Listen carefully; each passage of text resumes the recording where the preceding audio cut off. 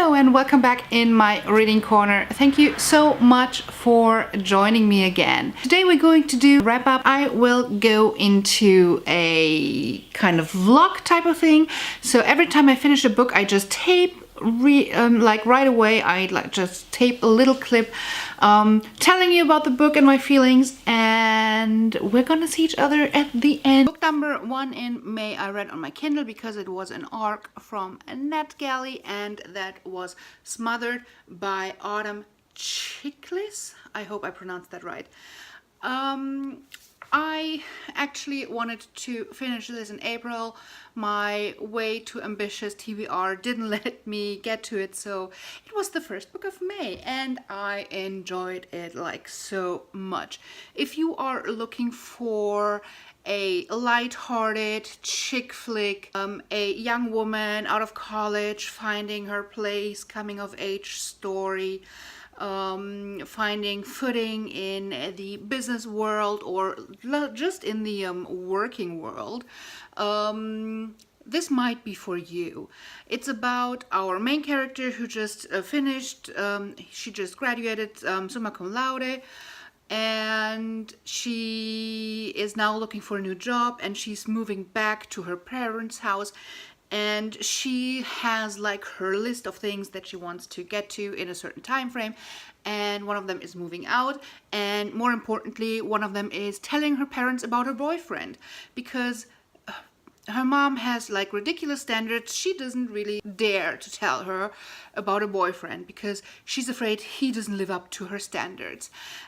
What I really loved about this book is the way it was written. It had like all the like clips and chat logs and like text messaging logs, and the story was told with like application letters and rejection emails and all these kind of things, and it just felt very current, very up to date, very lighthearted, very like fluffy, nice, fun. It was really a lot of fun reading it. I recommend this to anybody who likes the kind of chick lit and who like that kind of fresh out of college story. And it was, for me, it's the perfect like palate cleanser in between the fantasy novels that I like to read, because I kind of need to reset my mind to the world building, because otherwise the worlds get kind of mixed up. So this is perfect for like that kind of reset and just a light-hearted fun read, like nothing too dark and no heavy topics. I suspect this to be a really good read for your upcoming summer holiday. So if you're looking for that type of thing, pick it up. It was awesome.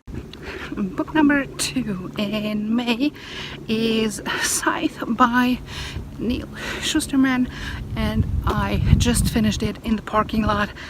Stayed in the car for another like extra 5 minutes to finish the book. It was amazing. I loved it. I gave it 5 out of 5 stars. It was just different enough, but not too different for me to really enjoy it. There's no particular like real reason. I can tell you at this point, like, it's all fresh right now, you know. I just enjoyed it all. I enjoyed the twists. I didn't feel like there were a lot of major twists in the plot, but I was hooked from the beginning, and it was just a lot of fun. Was it a literary masterpiece? Probably not. But my enjoyment level and like the way I was hooked was so much that I couldn't do anything but give it 5 stars. I just finished book number 3 in May, which is The Timekeeper by Mitch. I gave it 4 out of 5 stars. I really did enjoy it. It was kind of cute. It was an interesting formatting. So this story follows a father time, and two people. One is a young girl who is dealing with her first crush and not feeling worthy and all the struggles with it, and then a rich guy who is dealing with a sickness and not having enough time to live for his taste. So we have two people, one who wants like everything to stop and one who wants another lifetime and father time. And the formatting is kind of interesting because we have like with every paragraph or so, we have this bold lettering, and we switch between listening to Sarah's story, to Victor's story, and Door's story, and at one point they all like come together and form one story. This book is fairly short. It only has 224 pages, and it is a really fun read about time and just thinking about the things that we take for granted and or want more or less of, and just makes you think a little. It's not too heavy, it's not too light, it hits right in the middle of it, and yeah, it's a quick read, so I do recommend to pick this one up. It's fun, it's different, and yeah. Book number 5 is The Earth, My Butt, and Other Big Round Things. I'm a little bit torn about this one. I think it has great potential. It was fun. The writing style was fun, and overall I did like it, but I only gave it 3 stars because it did make me a little angry at times as well. It feels like bigger girls in books are always described in somewhat the same way. They're kind of pathetic. I understand wanting to write about eating disorders, but it's always like the same scheme, and especially the beginning was a little bit too pathetic for me. So I think as a bigger person, reading this was kind of depressive, and I just felt it went too dark too quickly. Other than that, it just hit a little bit too many things that are too typical. It's like, oh, this girl is big because she's having a tough time because the expectations are too high.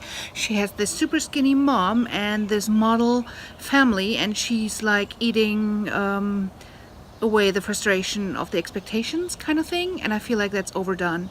So that's what I didn't like. But overall, I did love the writing style and I did enjoy it. So 3 stars. Book number 1 in June is City of Fallen Angels. I should have read this in May, so this was kind of a carryover. I read half of it in May and half of it in June. I'm not really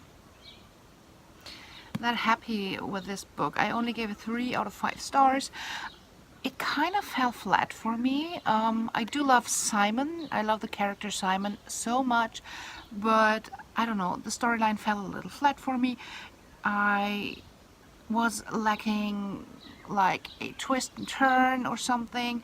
It just is one of those books where it felt like it might have been better to stop at 3. So let's see if the next one is better. I'm gonna read this in June as well, so fingers crossed it's gonna be better. Book number 2 in June is Olivia Twist. This book is a sort of retelling sequel to Oliver Twist, imagining that Oliver Twist was a girl in disguise as a boy, and once she grew up, I think she's 17, 18 in this book, she then is in she lives with her uncle, and at one point she meets a Dodger again, and well, it's a mixture. It's historical fiction, a little bit of romance, and a little bit of mystery, and I usually don't like historical fiction, and I don't like romance at all, but I thoroughly enjoyed it. I gave it 4 out of 5 stars, and if you at all like these kind of things, pick this up. I do think that this is a very enjoyable read for most of you. Book number 3 is Simon versus the Homo sapiens agenda. This was such a cutesy read. I put off reading this for so long because, well, I'm not into romance. I don't like usually want to read these cutesy reads. It's not for me, but I thoroughly enjoyed it. I think it was just the right time for me to read a fluffy, positive coming out story. It I understand the hype about it because it's so nice to have a positive book, a fluffy, cutesy read about the struggle, and it was fun. There were several times where I think it was really relatable and really fun. I think my favorite moment in the whole book was when Simon tried beer and he's like, ugh, what is that? And I don't know what the hype about that is, and that makes me like wonder what the hype about sex is.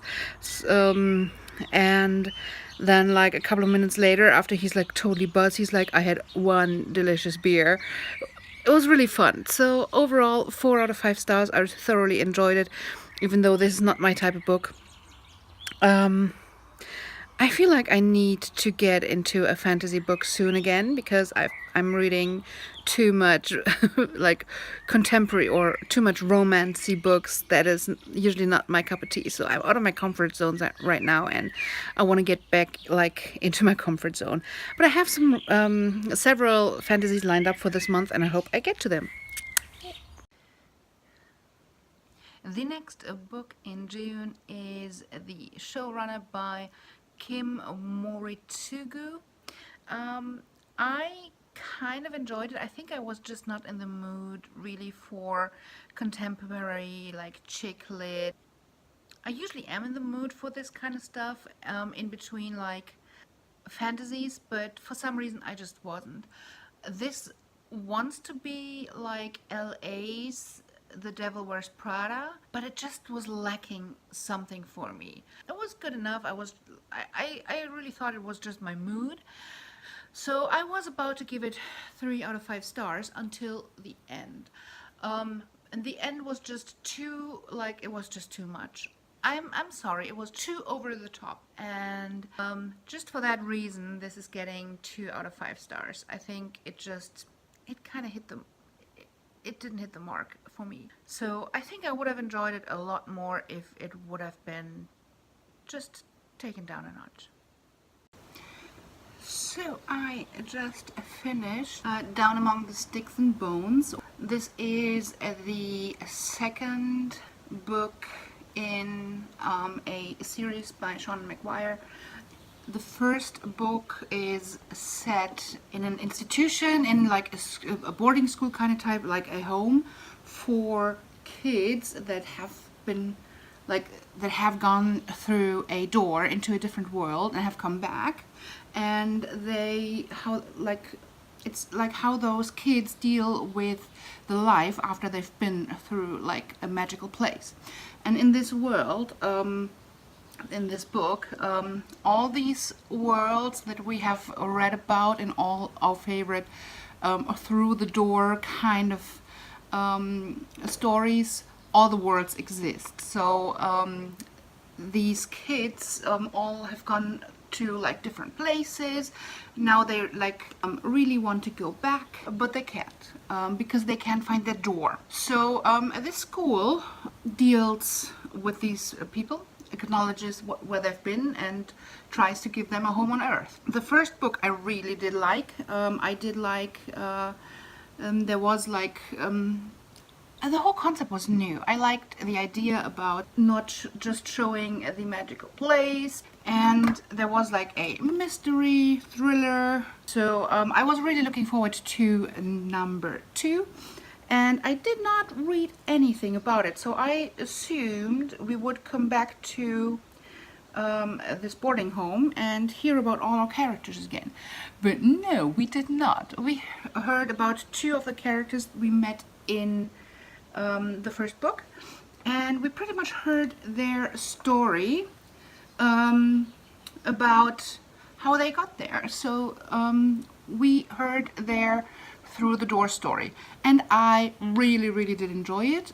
We followed Jack and Jill, who went into a world, the Moors, where we have like vampires and werewolves. This world is like not this beautiful world. It's like this bloody and not what you usually would expect when going through a door. Usually, like when going through a door, these kids end up in these fantasy places with kings and queens, and like some are more crazy than others. Never heard one where you get into a darker place, and I loved this about the concept. So I loved it, and I really do hope that we get to meet more background stories to the characters in the first book. So I think the third book is playing back in the boarding school again. The fourth book might follow one of the characters, so I'm really looking forward to that. This is a 4-star read for me. It's not blowing my mind, but I really enjoyed it. Truly liked this book a lot, and now I have to see what I'm going to put on audiobook. So I just finished book number 6, and I darken. This setting was really interesting. This was like a setting that I did not read anything in before. This plays in the Ottoman Empire around the time that the Count Dracul, so pretty much the character that Dracula is based on, and it plays in the area, like in the east. This is the Ottoman Empire, where we have Turkey today, Bulgaria, Albania, Hungary, Transylvania, around the Black Sea. So I haven't read books playing in that area at all, and this plays back in that time, and this basically is about it's basically about 3 people. It's about 2 kids, the daughter and son of Vlad Dracul, and he kind of trades them off for a treaty or whatever, so they become prisoners of the Ottoman Empire, and they get to meet the Sultan's son and become friends with him, and they all like how their lives like entangle. They become they really do start trusting each other, and they love each other, and this story has so many levels of like areas that it's touching that I really find intriguing. The kind of love interests, it's not like this romancy love interest, it's like it's just feelings and how to deal with them, and even like unfulfilled feelings. So I really did enjoy this a lot, and I cannot wait to start reading the next one. Book number 1 in July is Bonjour Girl. This book is about a young woman from Paris who is going to New York to go to Parsons School of Fashion and Design. She knows it's going to be cutthroat, but she's not prepared for what she's getting into. It has all the typical tropes. She finds like this amazing love interest who's just perfect. She has this new gay best friend, and then like an enemy who starts cyberbullying her. So the writing style was the kind of fluffy, easy style that you would want from like a beach chick lit kind of thing. I did like all the fashion and trend references. I think if you are into this kind of thing, it feels like right, and it feels right in this environment. And this time it just felt like oftentimes when these kind of books are written, it doesn't feel like the author knows what they're talking about. It feels oftentimes like a child is writing a book about being an adult and just imagines what it would be like. In this case, I felt like the author did have an interest in fashion and knew the topic a bit. I know this might have been annoying for some people because it's very fashion focused, but it felt true. Like this would this is what somebody would do. What did annoy me was the love interest. It was just too fluffy, too much, too perfect. Other than that, it was really good. I liked it. I just finished The Bird and the Blade. This book is a retelling of the opera Turandot. I don't know how to pronounce it. And honestly, I was surprised how much I liked this book. It plays in like an Asian culture with like the Mongols and Khans and like the heirs of Genghis Khan, and like a struggle about the throne, and we're following a slave and a prince. And honestly, I was truly surprised how much I loved it, and I was surprised by the end. I bawled my eyes out, and I'm usually not that quickly emotional in a book, but oh my god, this was so touching. It's like, oh my god, like honestly, I can totally recommend this. This is, I think, considered historical fiction, and I'm usually not a historical fiction type of girl, but this one was really good. I liked it a lot. I don't really have any criticism, but still it's only like 4 stars, not 5 stars, simply because it wasn't like blowing my mind, like over the top good. It was really good, but it just wasn't 5 stars good. And I finished another book today, and that is Low. It's a graphic novel. I read it on my Kindle, and this was not for me. I don't know if it's because I so far haven't found a graphic novel that I truly liked, or because this one was weird. I don't know. It was basically about a society where, due to whatever, something happened, and now they're living like deep underwater, and in a closed-off society, and they're trying to find if there's, well, I don't know what they were trying to do. Trying to find other survivors, trying to find how other cultures are, like if there's any other bubbles or whatever. I am not sure what this was really about. I don't know. It just wasn't for me. So I just finished Heir of Fire. I take part in a read-along hosted by Becca and the Books, and I am so behind. We're reading like one book a month until The Kingdom of Ash comes out later this year, and I am totally behind. But if I actually can do what I plan for August, then I'll be back on a track. Now, about this book, it's always tough to summarize a book or to give my thoughts on a book that is like in the middle of the series, because I don't want to spoil it too much, right? This did feel like a filler book that is between like 2 major character development plot lines. So we have like the old Selena and the new Selena, and this totally felt like it was kind of just following the change and the development in between those 2.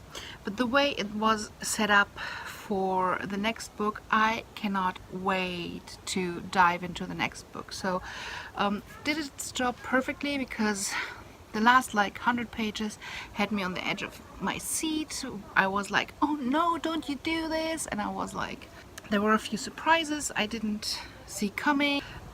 This is a 4 star. So this is it for today. If you like this, give me a thumbs up, hit that subscribe button, and go check out my giveaway, where I give away all the beautiful items in the Bookish subscription boxes that I don't need and I don't use.